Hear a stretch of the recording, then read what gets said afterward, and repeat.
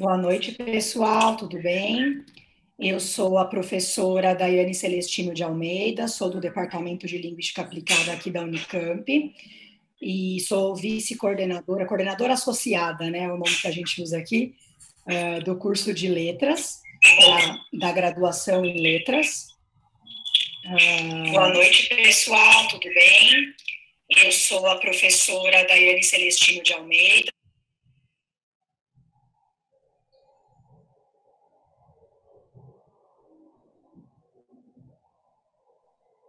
Opa, acho que eu tive um probleminha aqui no meu som, mas vou retomar. Então, eu estava me apresentando, né, falando que eu sou a coordenadora associada do curso de letras aqui da Unicamp, e o curso de letras tem oferecido nos últimos semestres os colóquios de letras, em que a gente traz professores convidados para tratar de temas interessantes aos alunos, né, da nossa graduação.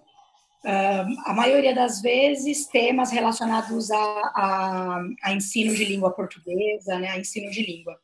E hoje a gente recebe o professor doutor Tiago Moreira Correia, e ele vai falar para a gente sobre multimodalidade e discursos didáticos. O título da palestra, como vocês devem ter visto aí quando receberam o convite, é o uso da multimodalidade nos discursos didáticos. E o professor Tiago, ele é mestre e doutor em linguística pela Universidade de São Paulo, né, a USP, e é pós-doutorando atualmente no programa de pós-graduação em linguística e língua portuguesa da Faculdade de Letras da Unesp de Araraquara. E ele tem bolsa da CAPES nesse pós-doc. A área de interesse do professor Tiago é voltada para a semiótica visual e para a semiótica da educação. E ele é membro também atualmente do grupo de pesquisa em semiótica da Unesp. Eu agradeço muito ao professor Tiago por ter aceito o nosso convite. Agradeço também ao professor Aquiles por ter me ajudado aqui na organização, né, que toca junto comigo a organização dos colóquios e a coordenação de letras. E passo a palavra, então, imediatamente ao professor Tiago. Obrigada e tenham todos aí uma boa palestra. Bom, olá a todos, boa noite. Eu quero agradecer primeiramente a professora Aquiles, a professora Daiane, que fizeram o convite, agradeço o convite, e agradeço ao Carlos, que está aqui na técnica, fazendo a discotecagem da nossa apresentação, da live. Bom, como a professora Daiane me apresentou, então não tenho muito o que falar sobre mim, mas só fazendo um adendo de que essa apresentação ela é baseada no meu trabalho de assessoria da Secretaria Municipal de Educação. É coordenadora associada, né? Da Prefeitura de São Paulo. Então, durante o ano passado que o grupo lá da Secretaria trabalhou muito com a questão da multimodalidade.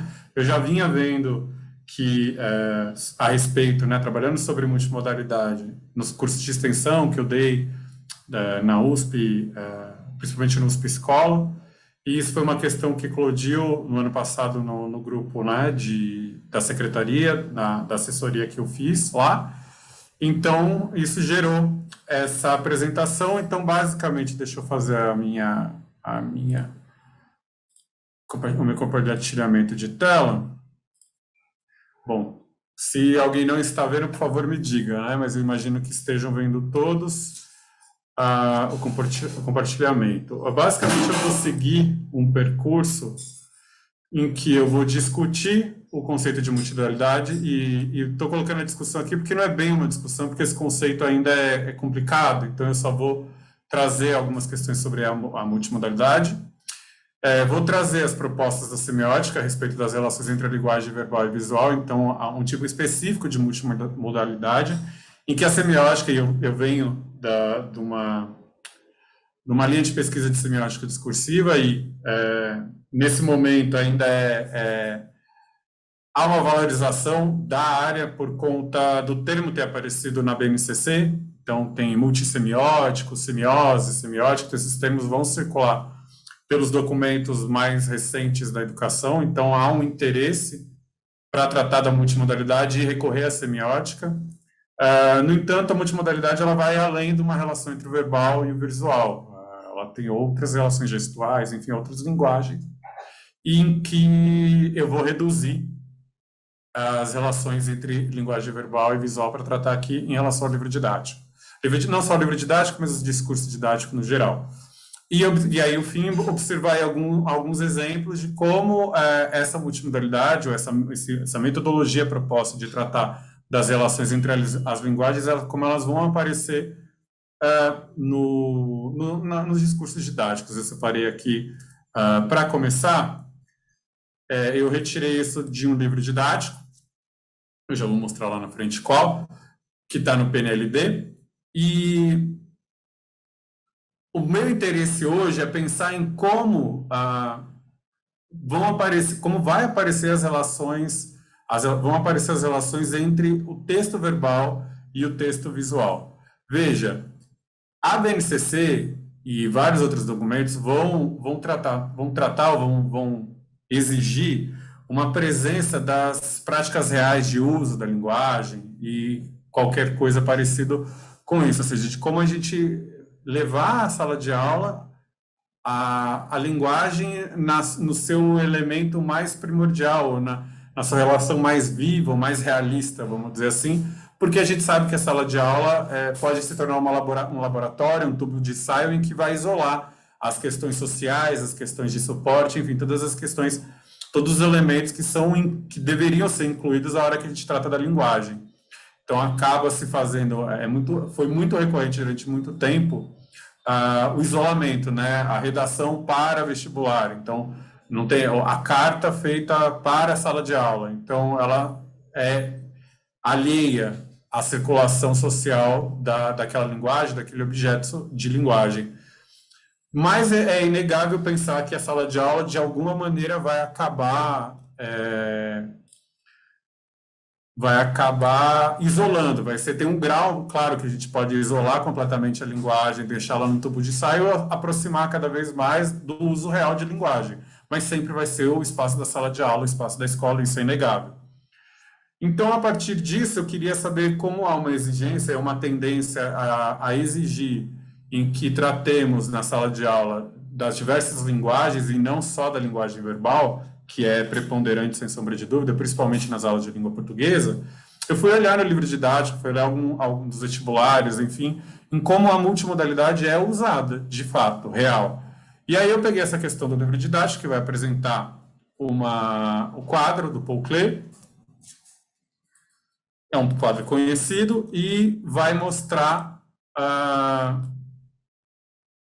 uma tirinha. Essa tirinha é basicamente um diálogo entre um caramujo e um mosquitinho, que eu sou péssimo para leitura, eu vou tentar aqui, eu não sou um contador de histórias, mas... Bom, nossa, você é um daqueles insetos que só vive 24 horas? Efemérida, mas pode me chamar de Merinha. Puxa, tenho tantas perguntas, como encara a sensação de finitude iminente, com as possibilidades esvaindo-se tão celeramente diante de seus olhos? Hein? Então, a partir disso, eu queria que vocês, ao longo da minha apresentação, pensassem em como vocês tratariam da relação entre o quadro e a tirinha, o que vocês exigiriam, que perguntas vocês fariam, que consígnias, né? Que enunciados vocês produziriam, que atividades didáticas vocês produziriam com seus alunos. E aí eu vou começar com a parte com a parte teórica relacionada à multimodalidade. Bom, um conceito linguístico básico, eu imagino que todos aqui devem ter visto lá no primeiro ano, mas eu vou relembrá-los. A gente pode separar a linguagem, isso tem várias nomenclaturas, mas basicamente a gente pode separar a linguagem em um conteúdo e uma expressão, e a relação entre esse conteúdo e a expressão que produz sentido, né? Por exemplo, a expressão verbal, parto, o som, parto, que ele pode estar vinculado a, basicamente, aqui 2 conteúdos, né? 3, na verdade. O verbo partir, que tem a ideia de ir embora ou quebrar, então eu tenho 2 conteúdos aqui, ou o substantivo de nascimento, de parto. Então, veja que uma mesma expressão, ela está articulada a três conteúdos diferentes. Há um verbo e há dois verbos, na verdade, e um substantivo. Essa relação do som com o conteúdo que ela mostra, isso vai ser importante para a gente, e é isso que eu vou chamar de expressão e conteúdo. Isso na literatura é chamada de forma e conteúdo. Não importa muito bem os nomes que a gente vai dar para isso, é importante entender de que a gente consegue separar um som de um conteúdo. Isso fica muito claro quando a gente ouve uma língua estrangeira, quando a gente não conhece. Então, se ninguém aqui conhece, sei lá, chinês ou basco, se eu ouvir, eu não sei basco nem chinês, então se eu ouvir um chinês falando chinês ou mandarim, enfim, todas as variações que tem lá, ou o basco, enfim, eu só vou ter acesso à expressão daquela língua, eu não vou conseguir articular, quebrar aquele som para que ele forme signos que vão estar vinculados a conteúdos. Então, eu só tenho acesso à expressão. É mais ou menos isso que é interessante entender para a gente seguir aqui. Vejam que essa relação entre expressão e conteúdo, e é importante dizer isso, ela não é só da linguagem verbal, isso está em todas as linguagens, seja na linguagem gestual, seja na linguagem musical, na linguagem visual. Então, essa relação é fundamental para a produção de sentido. E toda linguagem ela é constituída minimamente por elementos da expressão e elementos do conteúdo que se articulam. Eu acho que eu vou pular uma... Bom, eu vou dar o exemplo do Lévi-Strauss e o Mallarmé para chegar onde a gente vai tratar das pequenas mitologias. Vou ser breve aqui.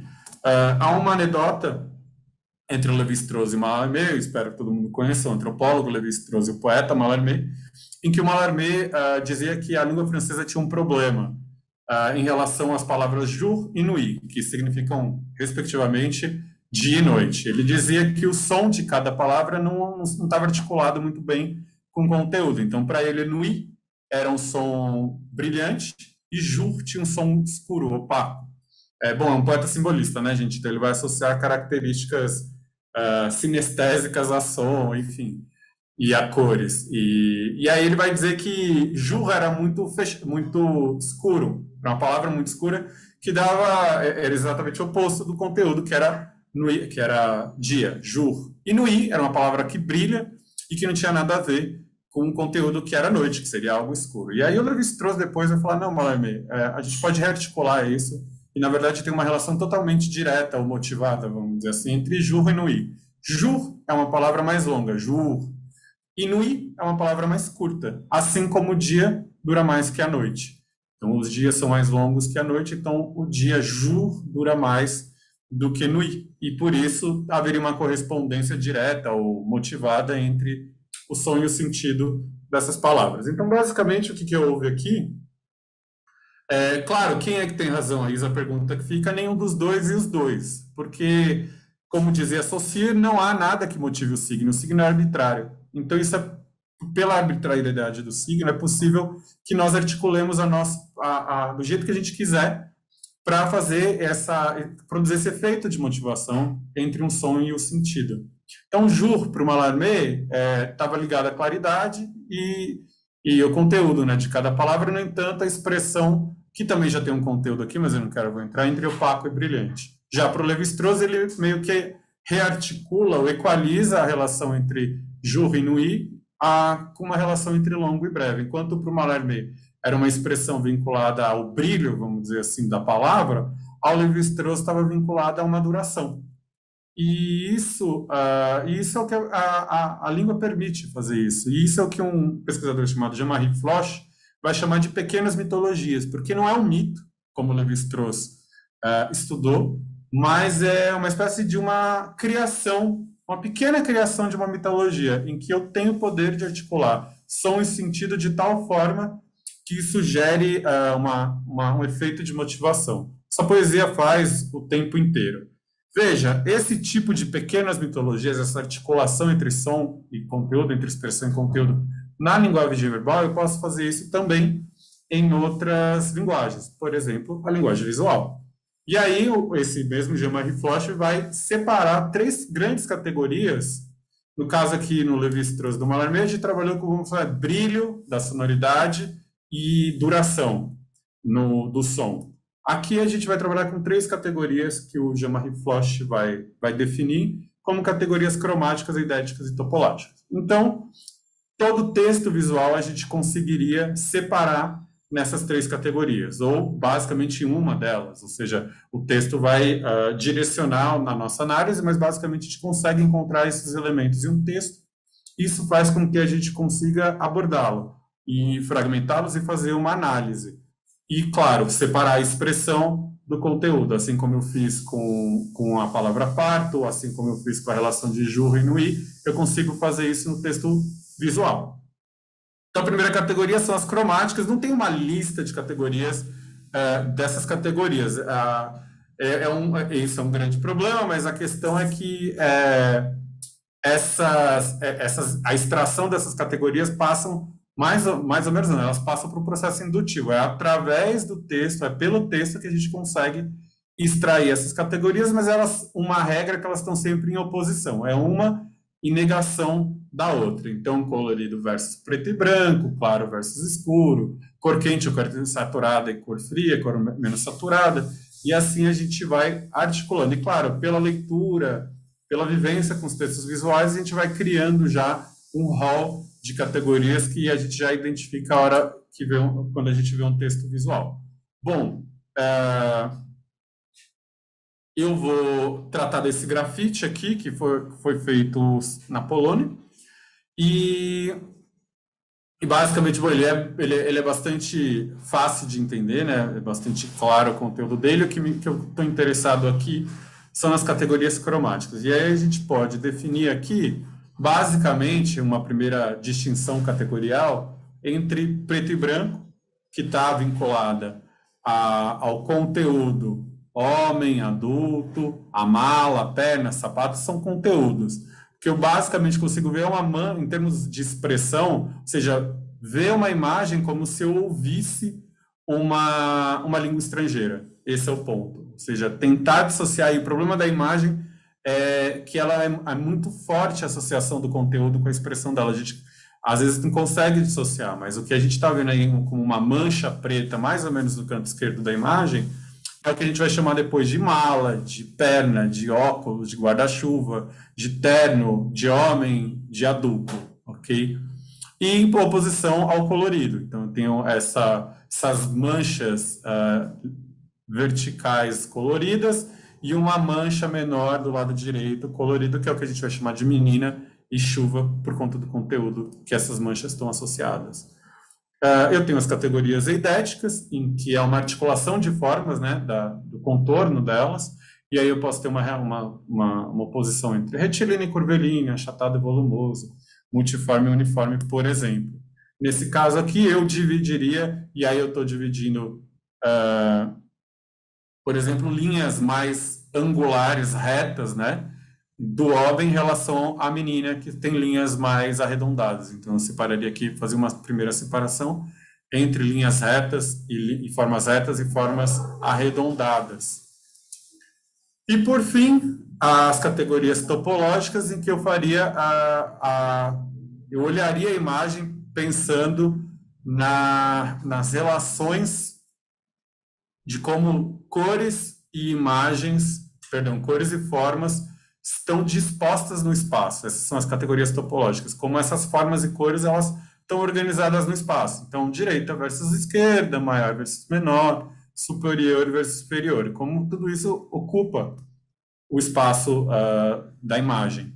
E aqui eu fiz uma divisão simples entre direita e esquerda. Ok? Então, a partir disso, eu consigo olhar em relação ao conteúdo, e aí eu vou estender um pouco, em que eu tenho formas retas à esquerda em preto e branco. Isso está vinculado ao homem, à mala, ao guarda-chuva, e eu poderia dizer que tem um conteúdo de opressão aí. Eu estou indo de forma bem abstrata, tá?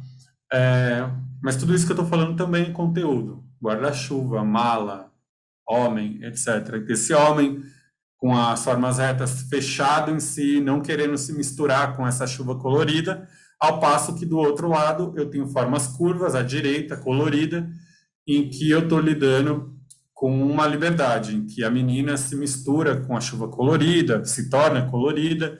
Então, tem uma relação aí entre algo que está mais isolado dessa chuva colorida e algo mais que se mistura mais em relação a essa chuva colorida, em que a gente pode produzir aí diversos conteúdos metafóricos em relação à idade adulta, que se prende mais em relação à infância, enfim, e aí a gente pode, ao trabalho, ao mundo do trabalho, ao mundo livre, sem trabalho, enfim, aí a gente pode se desenvolver, mas a base basicamente é essa, de que você tem formas retas, preto e brancas à esquerda, que estão vinculadas ao conteúdo de opressão, e formas à direita, curvas e coloridas, que poderiam estar associadas a um conteúdo de liberdade. Isso daqui é uma análise rápida, simples, para a gente entender e dividir o que são essas manchas, essas formas que se articulam no espaço e que elas se associam a um conteúdo. Fazer essa separação é fundamental para a gente começar um processo de leitura de imagens,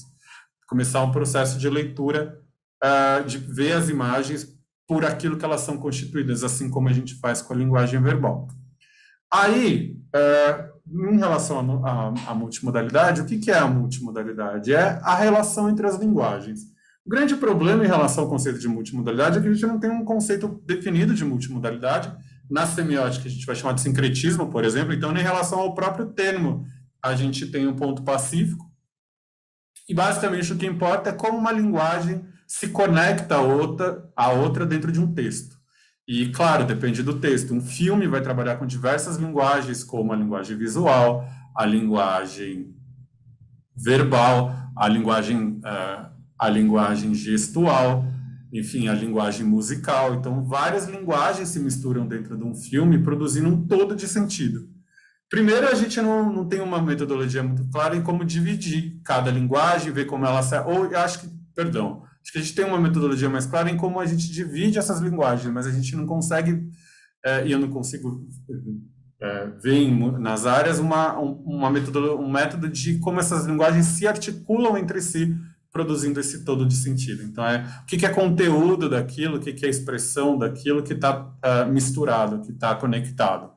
Mas o que importa, a princípio, é entender de que há diversas linguagens ali e que aquele texto é constituído de várias linguagens e identificar, pelo menos, os elementos mínimos das linguagens que estão ali. O problema, eu não vou tratar com objetos tão complexos assim, eu vou reduzir um pouco mais e vou buscar, nas relações entre o texto verbal e o texto visual, como as linguagens podem se articular. E isso é interessante para a gente olhar, por exemplo, depois, quando a gente vai fazer uma questão, ou quando a gente vai ler uma questão, o que os textos estão exigindo, ou em que processo o aluno está, em que sequência didática, em que nível de conteúdo que ele precisa ter, para saber se a gente pode exigir mais da leitura de imagens, ou se a gente vai focar mais na leitura do texto verbal. Isso é fundamental porque lá na BNCC há uma exigência cada vez maior de que, bom, se a gente precisa entender o uso das linguagens, o funcionamento de todas as linguagens, a gente precisa entender como funciona a linguagem visual e como a linguagem visual, os textos visuais se articulam com os textos verbais, que é basicamente, bom, para todo material didático, principalmente em papel, vai fazer uma articulação entre o texto verbal e visual, não vai ter um texto audiovisual no papel. O suporte vai restringir isso. Então, ainda é bastante recorrente, bastante preponderante o uso das relações entre linguagem verbal e linguagem visual. Bom, para isso eu vou buscar lá no Roland Barthes, que tem um texto chamado... agora eu não vou lembrar o nome do texto, mas olha na bibliografia. Retórica da Imagem, lembrei o nome do texto, de 1964, se eu não me engano, em que ele vai propor dois modos de relação entre a linguagem verbal e a linguagem visual. A primeira ele vai chamar de função de ancoragem. É bem funcionalista a perspectiva dele, ou seja, das linguagens do texto, né, se articular e ter uma função para isso. Bom, a primeira é a função de ancoragem, em que a imagem e a palavra possuem uma redundância no conteúdo. Geralmente, o texto verbal direciona os conteúdos da imagem. Então, há uma redundância entre o que está na imagem e o que está na linguagem verbal. No entanto, a linguagem visual tende a ser mais polissemântica, plurisotópica. Eu sempre enfim, ela tem vários sentidos e isso faz com que a linguagem verbal reduza essa multiplicidade de sentido, essa multiplicidade, essa polissemia da linguagem visual. É como se a linguagem visual abrisse conteúdos para todos os lados e a linguagem verbal fosse lá para direcionar alguns deles. Por exemplo, nessa notícia de jornal da Folha de São Paulo. Então, aqui em sala de aula, se fosse presencial, teria uma interação maior com vocês, mas no caso aqui, eu não vou ficar perguntando no chat, olhando no chat, enfim, me perdoem por a falta de interação, mas a ideia é tentar, bom, o que a gente pode dizer dessa imagem? A gente pode dizer que, no máximo, que a gente consegue extrair é uma temática da guerra, então tá tendo alguma guerra, então tem um tanque de guerra, um soldado, num lugar meio campestre, assim, porque tem uma rua de terra e um matinho do lado ali e tal, mas a gente não pode dizer, por exemplo, onde é, quem é, etc. Então, veja, a imagem, ela abre muito, isso pode ser qualquer lugar, dependendo também de qualquer tempo, tem um espaço de tempo aí grande que a gente pode definir de quando é essa guerra, a não ser que alguém foi especialista em tanque de guerra e sabe que a produção desse tanque foi em determinada época, etc. Mas, mesmo assim, isso vai criar ainda um espaço amplo de definição dessa imagem. E o que a linguagem verbal vai fazer? Ela vai reduzir e vai ancorar essa imagem em um tempo e um espaço. Então, quando eu vejo a notícia, a legenda, deixa eu mudar aqui que tá atrapalhando aqui. Quando eu vejo isso, bom, Israel lança maior ataque em 10 anos contra a Síria e deixa ao menos 57 mortos, matéria do dia 13 de janeiro de 21. Tensão no Oriente Médio. Então, veja, aí eu já consigo definir de quem são esses tanques, para onde está indo, qual é o tempo. Então, veja que a linguagem verbal, ela vai ancorar, ela vai colocar, ela vai aterrar, vamos dizer assim, a imagem, trazendo uma potência maior em relação à especificidade de tempo e espaço pessoa. Isso é o processo de ancoragem. Basicamente, o que está no texto verbal redunda com o texto visual. No entanto, há uma especificação da linguagem verbal em relação à linguagem visual. Outra relação que o Barthes vai chamar é uma função de etapa, em que a imagem e palavra possui menor autonomia, ou seja, entre uma e outra, e redundância individual, em razão da interdependência na formação da totalidade. Então, aqui é como se imagem e palavra se articulassem para formar um todo maior de sentido, em que um depende do outro, tá? Haver uma interdependência entre cada um. Por exemplo, nessa pintura, que eu acho que todo mundo conhece, chamada A Traição das Imagens, do René Magritte, em que temos aí a imagem de um cachimbo. Até aí parece uma pintura realista de um cachimbo, ok. E aí, quando eu coloco aqui, ceci n'est pas une pipe, o que eu tenho é dizendo, isso não é um cachimbo. E há uma negação. Então, aqui eu olho e falo, bom, a imagem de um cachimbo é um cachimbo, e a linguagem verbal vai negar o que eu vejo na imagem. Ou seja, o que aqui é uma afirmação, aqui é uma negação. Então, uma depende da outra para a construção do todo da imagem. Ou seja, e aí vem uma discussão sobre metalinguagem, a função da pintura, a função da representatividade na pintura, mas basicamente o que ele está dizendo é que isso é uma representação de um cachimbo. Por mais realista que ela seja, ela ainda é bidimensional, ela é feita de tinta óleo, enfim. A arte pictórica é disso. Por mais realista que ela seja, ela não é a coisa em si. Inclusive, a gente pode ter uma discussão aqui em relação ao texto do Cratchel, do Platão, a gente pode falar do Saussure, mas basicamente é isso. Ou seja, o que a linguagem verbal nega, de alguma forma, os conteúdos da linguagem visual. E isso cria um todo de sentido, porque eu só com isso daqui, eu teria uma afirmação de que isso é um cachimbo. Com a linguagem verbal, eu consigo rearticular essa imagem e pensar metalinguisticamente na arte e todas essas questões que estão vinculadas ao início, à arte moderna dos anos, as vanguardas do começo do século XX, ok? Eu não vou desenvolver aqui muito mais questões sobre arte moderna, mas é por aí que a gente vai. Então, veja que esse texto, ele depende exclusivamente, ele depende dos dois elementos, verbal e visual, para que ele tenha, que ele se execute, que ele realize o seu sentido.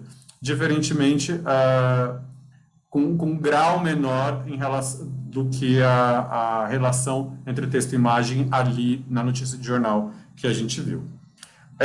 Por aqui, eu corri um pouco, né, porque tenho 10 minutos só, e eu queria saber, pelo chat, se alguém tem alguma dúvida em relação a isso até agora. Agora que eu vi que o meu som estava picotando há 20 minutos atrás. Espero que todos estejam me ouvindo bem ainda. Bom, deixo 1 minuto para as pessoas se manifestarem, se alguém tiver alguma dúvida em relação à parte teórica, porque agora a gente vai para as aplicações. Tudo bem? Acredito. Tá, beleza. Não, eu acho que vai dar bom.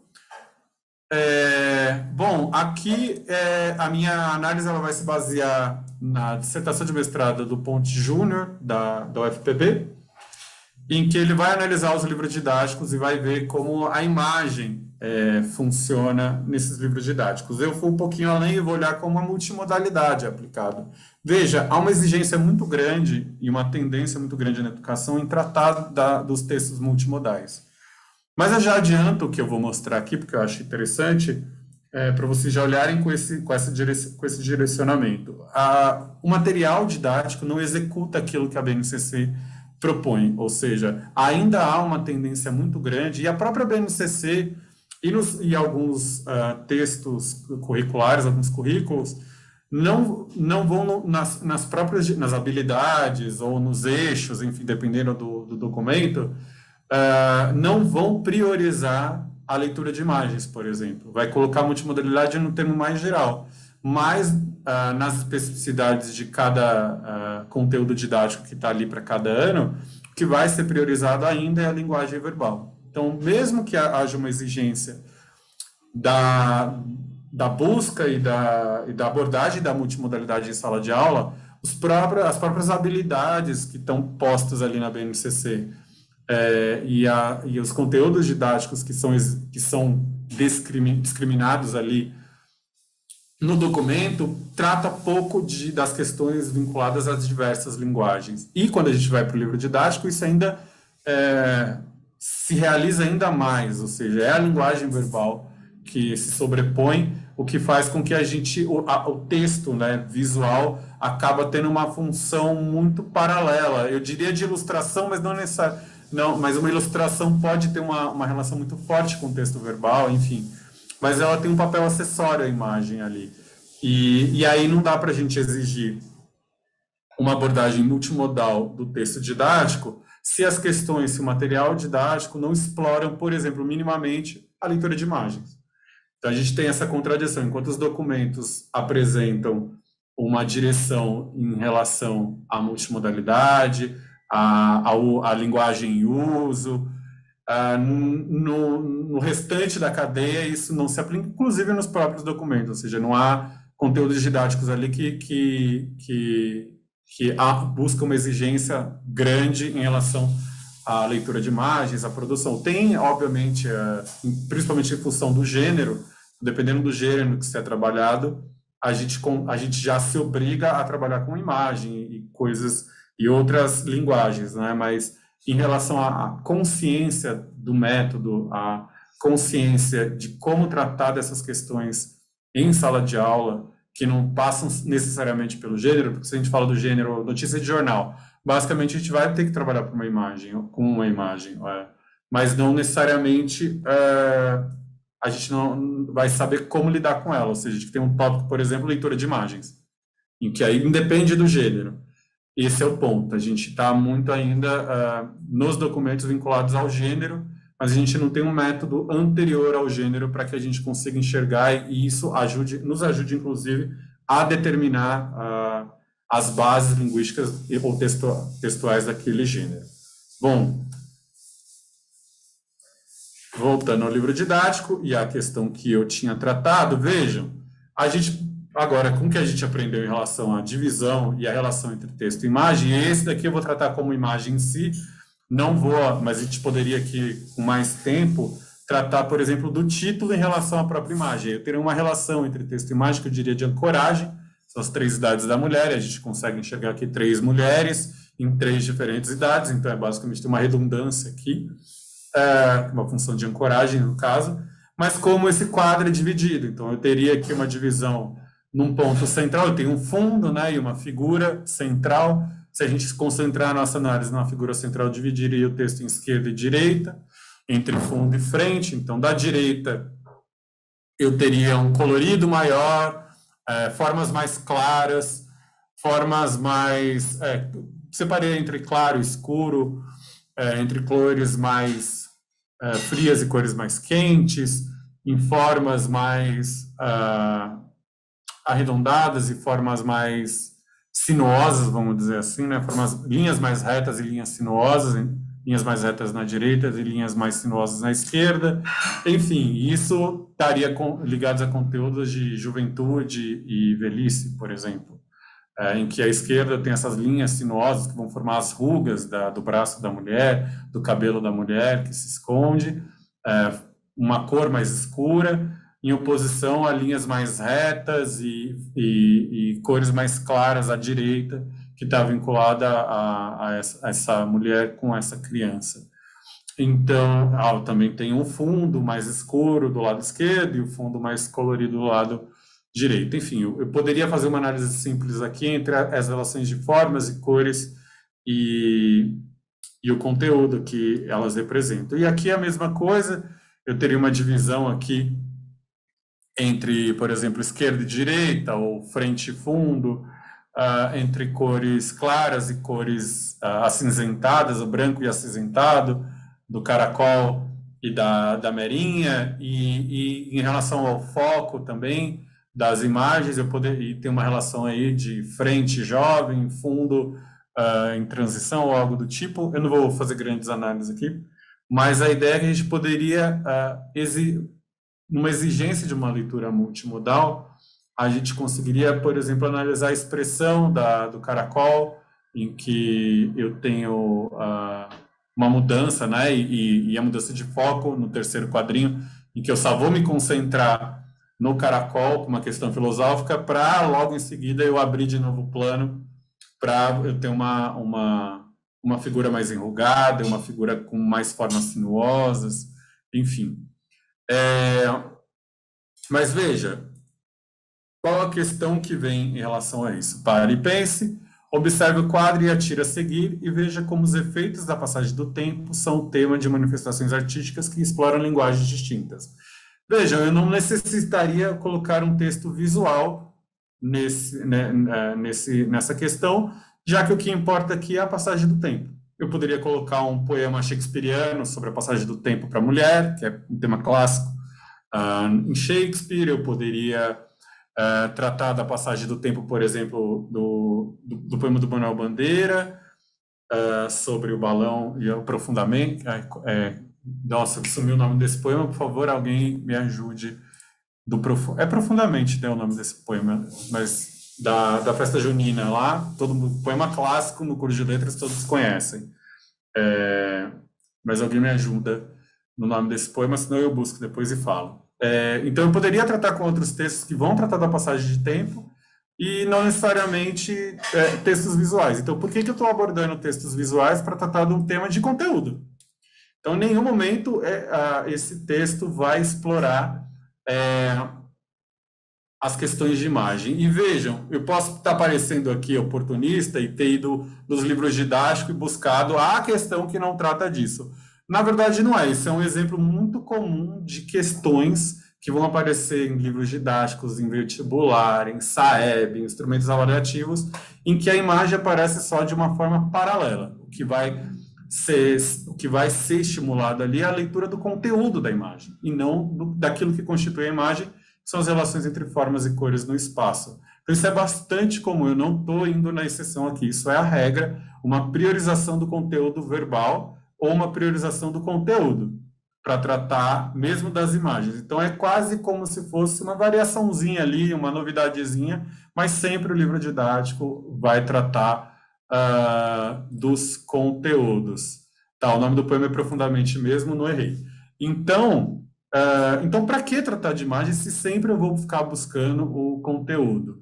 É claro que há um grau de leitura aí diferente quando eu vou lidar com a imagem ou com o texto verbal, no entanto, é insuficiente quando a gente está pensando em multimodalidade.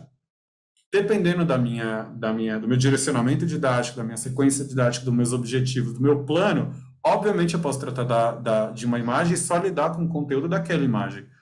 Mas isso não pode ser a regra. Isso vai depender, evidentemente, dos meus objetivos de ensino e aprendizagem. No entanto, eu também tenho que chegar num nível em que eu explore a imagem enquanto imagem. E veja que isso também não acontece nem no material de arte, que eu fui buscar também.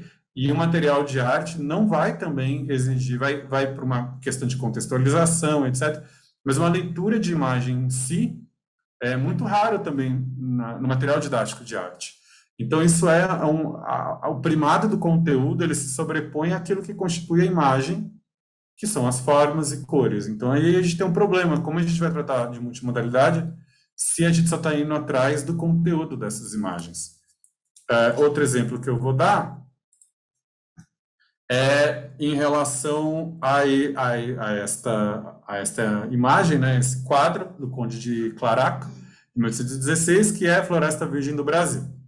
E aí, claro, eu posso pensar aqui nessa luz diagonal que está cortando a imagem, que vem da esquerda vai até a direita. Eu tenho essa luz diagonal que corta exatamente junto com o rio. Então, atrás eu tenho um colonizador e atrás, na parte direita, né, diagonal direita, superior direita. E na diagonal inferior esquerda eu tenho um índio, então eu tenho uma natureza meio que pura aqui em relação a uma cultura colonizadora, etc. Eu poderia explorar um pouco mais essas cores, essas formas em diagonal, mas pouco se trata disso. Então, veja, o nome, a questão aqui é leitura de imagem. Então, a gente imagina que vai ser estimulada as questões da leitura de imagem. O que aparece é: descreva a cena representada na imagem de abertura. Essa descrição pode ser de qualquer jeito, né? Não necessariamente eu tenho que tratar de imagem, da imagem. Mas ainda é uma questão que poderia ser direcionada pelo professor, ela está aberta a ser direcionada pelo professor para tratar das questões da imagem em si. Mas aí daí é ladeira abaixo. Então, que adjetivos você usaria para caracterizar a natureza presente na cena? Justifica. Então, se eu estou pedindo adjetivos, eu estou pedindo conteúdos qualificativos da imagem. Então, aí já se perde absolutamente as questões que compreendem a leitura de imagem. E o quadro se chama Floresta Virgem do Brasil. O adjetivo virgem significa, nesse contexto, que a floresta não foi transformada pelos seres humanos. Na cena, porém, vemos 3 pessoas andando na mata. Qual parece ser a relação entre os índios e a natureza? Então, temos aqui uma questão de conteúdo, de novo, e o adjetivo virgem traduz bem o que o artista pretendeu representar com seu quadro. Por quê? Então, uma questão de conteúdo, principalmente vinculada à acepção de virgem. Então, veja, é uma questão de leitura de imagens que, basicamente, eu diria que é a que tem mais potencial de trabalhar com a leitura de imagens, de fato, é um. No restante, é uma questão de conteúdo e que está muito vinculada às questões verbais vinculadas a essa imagem. Vou tratar pouco do que aquilo é articulado na imagem, vou tratar de conteúdos. E isso é numa questão que deveria, basicamente, tratar da leitura de imagem. Então, é essa tendência do livro didático e de todos os materiais didáticos. Isso está no Enem, isso está na FUVEST, isso está em todos os lugares. Por quê? A gente tem uma tendência na educação básica a valorizar os conteúdos, seja de imagem ou conteúdo verbal, e pouco pensar na expressão. Na expressão verbal, de vez em quando, ainda a gente se escora nela quando trata de um poema, porque a gente pensa nas questões fonético-fonológicas, nas rimas, enfim, nas questões de versificação, que é uma exploração da expressão verbal. No entanto, a gente não faz isso nem um pouco com as imagens, com os vídeos, e aí a gente acaba afastando o aluno daquilo que realmente é importante, principalmente no século XXI, de que é o impacto das imagens em toda a comunicação. As imagens, elas são muito exploradas na comunicação digital, sobretudo. Então, entender como texto e imagem se articulam, entender como uma imagem minimamente é construída, isso é fundamental para a gente pensar em multimodalidade. Por fim, e eu vou terminar com este exemplo do Enem, de 2020, a prova digital amarela, em que eu separei a questão, eu desarticulei a questão para a gente ter uma ideia aqui. A questão vai dizer, eu separei o verbal do visual, para ver inclusive, poderia ser uma estratégia para quem dá aula de curso pré-vestibular, de, por exemplo, ver que, isso foi uma pesquisa que eu fiz nessa prova, de que eu fui olhar qual a relação, qual questão que realmente necessitava da imagem para eu responder a questão. E assim, deu 90% de que eu, por exemplo, como uma técnica, mas isso eu não me comprometo, porque isso tem que ser testado, mas uma técnica de fazer prova nesses vestibulares é de simplesmente ir direto no texto verbal. Porque geralmente a imagem só está ali de uma função acessória e ela não vai contribuir para o entendimento da questão. No geral, está no texto verbal. Então, isso cria uma otimização de leitura da prova, por exemplo. E a tendência, pelo menos dessa prova, que eu posso dizer dessa prova, é que, basicamente, as imagens não contribuíam necessariamente. É um reforço do que já está lá no texto verbal, por exemplo, nessa questão. Capotar só se for na cama. Dirija com um único sentido. Viver, pega a estrada com consciência. Motorista que dirige cansado ou sob efeito de medicamento acaba dormindo onde não deve. Na direção. Antes de pegar a estrada, durma bem e lembre-se, o sonho mais bonito é a própria vida. E aí vem a questão, não vai dar tempo aqui de eu fazer um chat, colocar no chat, etc., mas a fim de contribuir para a diminuição do número de acidentes de trânsito, essa campanha. E aí vocês respondam mentalmente, tá? Proíbe o uso de remédios para evitar o sono na direção. B, dá dicas aos motoristas sobre a diminuição do cansaço físico. C, apresenta a capotagem como consequência da direção perigosa. D, atribui ao motorista a responsabilidade pela segurança no trânsito. E E, conscientiza o motorista sobre a necessidade de controle de velocidade nas estradas. Bom, a partir disso, eu tenho certeza que vocês conseguiriam responder essa questão, que é a D, que atribui ao motorista a responsabilidade pela segurança no trânsito, sem precisar ver a questão que é assim. Essa é a publicidade feita pelo governo federal, e aí a questão que vem em seguida, né, que a gente já viu. Então, veja, a imagem aqui do pai dormindo em segurança com seu filho, ou do homem com essa criança, não sei se necessariamente tem uma relação de paternidade, mas veja, ela não é necessária para eu entender e responder essas questões. Então, veja, a imagem aqui, inclusive, é acessória. Ela nem entra como um elemento importante para fazer as questões. Então, ao tratar, e eu encerro aqui da multimodalidade, é importante entender aquilo que constitui as linguagens da multimodalidade. Pensar primeiro de que o princípio da constituição de uma linguagem é uma relação entre expressão e conteúdo, vale a gente ir às linguagens e entender o que conteúdo basicamente é mais invariante entre as linguagens. No entanto,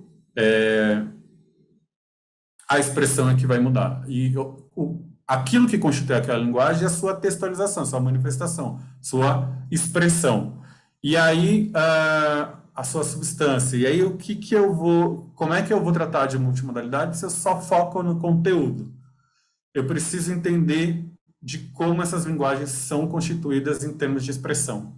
Para isso, eu preciso pensar no material didático, repensar no meu material didático e começar a fazer questões, sequências didáticas que explorem a expressão dessas linguagens, para depois a gente pensar em como essas linguagens se articulam para a produção de uma globalidade do texto multimodal, que num poema visual, numa propaganda, numa notícia de jornal, nesses gêneros que vão basicamente relacionar linguagem verbal e linguagem visual, elas são relativamente mais simples quanto lidar com um objeto muito mais complexo, que é, por exemplo, uma live no YouTube, um vídeo, um videoclipe ou um filme.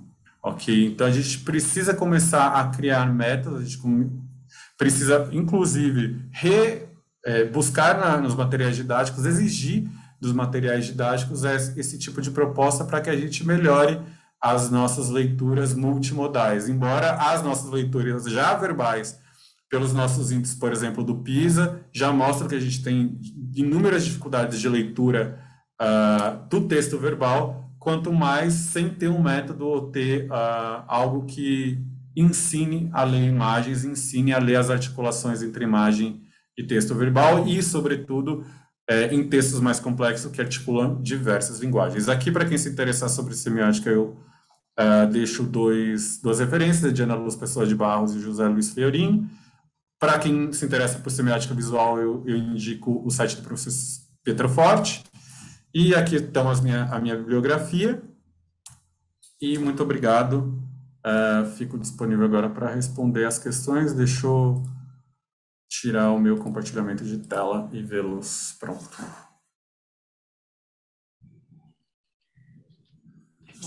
Aqui, muito obrigada, Tiago. Acho que foi muito legal, gostei bastante. Espero que todo mundo tenha curtido também. A gente tem um tempinho para perguntas. Eu vou começar por duas perguntas que mandaram para a gente aqui no chat. Eu vou começar pela última, que é: professor, quais leituras o senhor indica para começar a leitura aprofundada das imagens, independente de ser no material didático? Você deu essas duas indicações, né? E aí, tá. Eu dei o material. Lá no site do professor Pietroforte tem alguns livros disponíveis.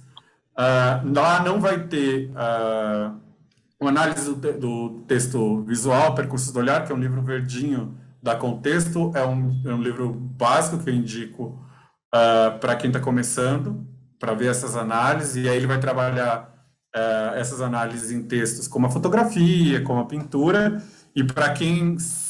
E a partir de lá, uma referência clássica na semiótica já é um pouco mais difícil, é em francês, tem poucos textos em português do Floch, é o Jean-Marie Floch.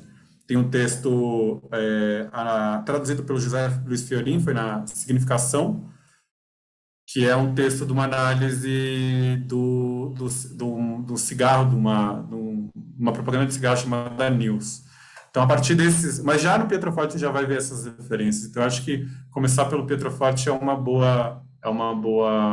um bom começo para pensar nas questões do visual. Legal. No Pietroforte tem, para quem não conhece, tem muita coisa assim de semiótica visual, não só de artes plásticas, né? Ele fala de escultura também naquele livrinho.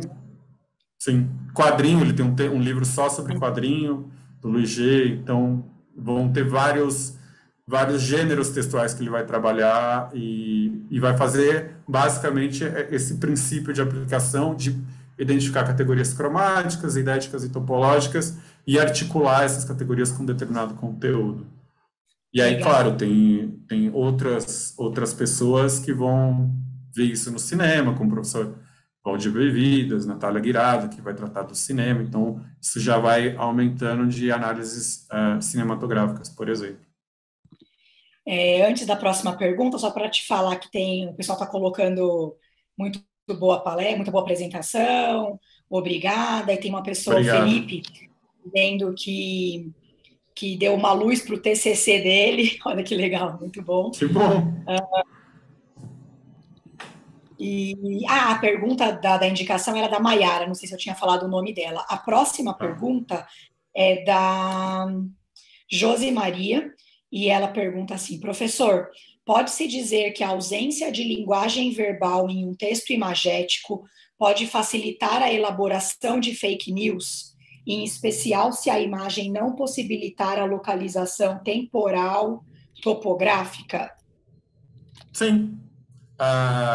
Por exemplo, vamos supor, aquele tanque que eu dei o exemplo, que era um tanque de Israel. Sem aquela chamada verbal, eu poderia falar que é um tanque comunista chinês que está invadindo o Brasil. Pronto. Para emplacar uma ditadura comunista no Brasil. Pronto, assim, o texto verbal vai exatamente direcionar a leitura daquela imagem, que ela é incapaz, por ela mesma, de trazer questões, que a gente chama de sintaxe discursiva, de pessoa, tempo e espaço. Há uma pessoa, há um tempo, para quem é leitor de tanques, vai conseguir identificar, eu disse, precisa de um conhecimento específico, mas para o público comum, como eu sou, tipo, não conhece tanques de guerra, você vai entender que você tem uma temática guerra ali, etc. É basicamente do século XX, XXI. Então, eu posso subverter essa imagem, essa realidade que a imagem, essa iconicidade forte que a imagem tem, e direcionar pelo texto a outros conteúdos. Isso é um princípio básico de fake news, né? Isso quando eu pego a imagem como ela é, porque claro que eu também posso modificar a imagem. E aí o céu é o limite, né? A gente pode fazer qualquer coisa. Legal. Queria ver se tem mais alguma pergunta. A gente tem tempo para mais uma ainda. Dá uns minutinhos ali para ver se alguém se anima. Não. Eu tenho um comentário, assim, acho que não é bem uma pergunta, Thiago, porque eu acho que fica claro da sua fala que faltam direcionamentos nesses exercícios, nessas propostas dos livros didáticos, né, que levem o aluno e os próprios professores a propor, no caso, né, os alunos a explorar mesmo e os professores a propor essa exploração dos aspectos que são específicos do plano da expressão e que são importantes para construir o todo de sentido, né? Esse é meio que o mote assim, da sua fala. E é muito interessante a gente ver isso, porque esses elementos são, em muitos casos, justamente, se a gente for pensar nos textos estéticos, eles são justamente o que fazem daquele texto um texto estético, muitas vezes, né? Essa junção mesmo, se a gente não, porque é um texto com uma função mais pragmática, utilitária, a gente não precisaria tanto do plano da expressão. E no texto Sim, estético, o plano da expressão significa junto ali, né? Ele é sim, essencial. E como é que a gente tira isso muitas vezes? Para mim, exato. ficou muito claro nesse exercício que você mostrou da pintura do. Ah, agora que você mostrou por último, esqueci o nome. Mas que tinha a mata ali, Sim, completamente indo só para os conteúdos ali da imagem, né? sim, exato. É engraçado porque a gente não acha esquisito, a gente acharia esquisito exatamente o contrário, de tratar de um poema sem tratar de verso, sem tratar de rima, sem tratar de ritmo. Seria analisar um poema só tratando dos conteúdos. Seria absolutamente esquisito dentro do discurso didático. Mas na hora que eu pego um quadro, isso não é. E os Sim, dois se equivaleriam em termos de exploração do plano da expressão com fins estéticos. sim. E aí, Então, desculpa, acho que eu te cortei aqui. Ah, imagina, eu não? falei. Não, e aí eu fico pensando, né, que como isso não vem no livro didático, muitas vezes o professor também não faz porque se apoia bastante no livro didático. Sim, E por outro lado também o professor poderia ter um descolamento, né? E onde que está a falha, talvez, no que a gente faz na formação dos professores, que não os leva a perceber que os livros didáticos fazem isso e tentar sim. Mas sinalizar ou colar e reproduzir aquilo, né? isso está na cadeia inteira, né? É, Isso vai, não está especificado nos documentos da a própria BNCC, embora exija esses elementos, não também não, nas habilidades ela não coloca especificamente a exploração dessas habilidades ali. Isso repercute no livro didático, isso repercute no Enem, na FUVEST, e isso repercute na formação de letras. Nenhuma graduação de letras vai explorar a leitura de imagens. Então, a formação básica do professor, que é um curso de graduação em letras, já vem com com uma falta de conhecimento de uma leitura de imagens, leitura audiovisual, etc. Que aí isso vai para a sala de aula e aí lá ele acha um ambiente fértil, que o livro didático, etc, etc, etc. Todo o material didático não explora isso. Aí vem a BNCC lá em 2018 falar, então, mas tem que explorar. Eu não vou dizer como, eu não vou dizer, mas vai ter que fazer. E aí não se faz. E então toda a cadeia a exceção é a BNCC, esse é o ponto. A exceção de falar que tem que explorar claro que é o início, é o documento, é a partir dele que vai direcionar tudo. mas ao mesmo tempo também, como não dá um direcionamento do como se faz, a gente tem essas ocorrências de joga uma imagem lá e pronto, né? É multimodal, uma imagem multimodal, acabou. Uma imagem com textinho lá é multimodal e se eu estou explorando bem ou não, isso não é a questão. E a própria graduação, isso deveria, por exemplo, entrar de alguma forma com uma diretriz curricular, para que a graduação em letras tenha um suporte. Por exemplo, a aula de semiótica seria isso, numa graduação em letras, mas nem toda graduação em letras tem semiótica, de lidar com essas questões. Mas não é o que acontece. Ah, muito bom. Assim, muito boa a sua fala, não é muito bom o que acontece. Não, o Mas, cenário não é muito bom, não. gente, a gente vai ter que encerrar porque às 19 horas os alunos têm aula. Claro. Gostaria de agradecer a todo mundo que apareceu aí para prestigiar o professor Tiago. Agradecer novamente a disponibilidade do professor e convidar, deixar aí aberto para outras oportunidades no futuro, né, para a gente continuar esse diálogo. Foi muito legal. Obrigado. E obrigada. Obrigado, obrigado eu. Eu que agradeço o convite, foi ótimo falar para vocês. Espero. Bom, já ajudei alguém para fazer TCC aí, já valeu, já, gente. Tá ótimo. Então, tá bom. Mais alguma coisa que você queria Então tá. colocar, Thiago? Não, tá. É isso, obrigado. Boa noite.